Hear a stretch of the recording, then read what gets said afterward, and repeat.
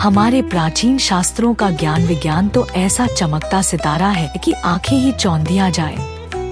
ये दावा किया जाता है कि इनमें देश चलाने का पूरा नक्शा छिपा है। जब अंधविश्वास और आडंबर का इतना खजाना मौजूद हो तो और क्या चाहिए। लोग इन्हीं शास्त्रों को टांग कर घूमते हैं। शास्त्रों को सुनकर और याद करके लिखा गया।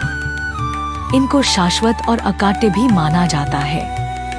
लब्बो लुबाब ये है कि जिसको लिख दिया बस लिख दिया, उसे तो मानना ही पड़ेगा। कोई बदलाव नहीं, चाहे उसमें कितना भी अवैज्ञानिक, अंधविश्वास, आडंबर और पाखंड का नजारा क्यों ना हो। आइए कुछ शास्त्रों के झरोखों से झांक कर इनकी झांकियों को देखते हैं कि ये कितना उल्टा पुल्टा कहते हैं। पराशर स्मृति 7/7 कहता है कि बेटी की आयु 12 वर्ष की होने पर भी जो पिता उसका विवाह नहीं करता, वह प्रतिमास उसके मासिक धर्म का रक्त पीता है। वाग्यवल्क्य स्मृति 64 के अनुसार यौवन से पहले बेटी का विवाह नहीं हुआ तो हर माहवारी पर भ्रूण हत्या का पाप आपके खाते में जमा हो जाता है। वशिष्ठ स्मृति 1761 से 63 कहती है कि अविवाहित यौवनवती बेटी तो बकाया गुरुदक्षिणा की तरह पिता को हर माहवारी में पापी बनाती है। संवर्त स्मृति श्लोक 184 के अनुसार चांडाल, रजस्वला स्त्री या प्रसव के बाद की मां को छू लिया तो फटाफट कपड़ों समेत नहाओ।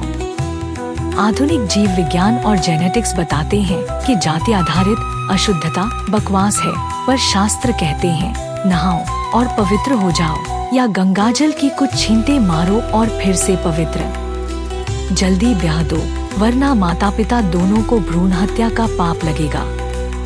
बाल विवाह से माँ और बच्चे की सेहत खतरे में पड़ती है, मगर शास्त्र को कौन समझाए।